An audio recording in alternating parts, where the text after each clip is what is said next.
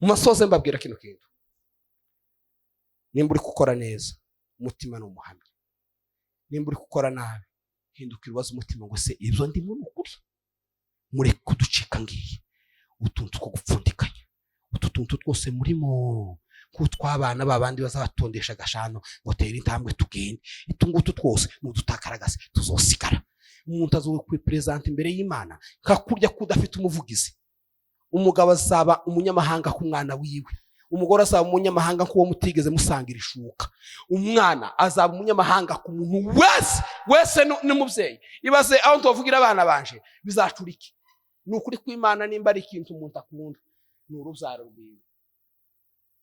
Barasugira imigani y'igifurero bakazavuga ngo agasha ni nyamaswa ibiri ya ruguru, nakantu kabanguka cyane kakayayo kundu ngo ariko kagira umwanya wo konsa abana bayo.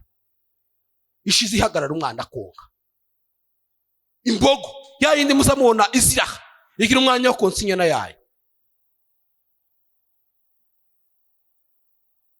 Nimba bigiri iyo myanya, imbogo izigwanira inyana yayo igapfa, ikisuka mu menyo y'intare ikarwana, kandi ikarwana kugira ngo irokore ico yakuye mu nda. Nimba imbere y'Imana tutazorwanira abana baje, muratekereza ngo bizacurike? Urubanza ruturi imbere.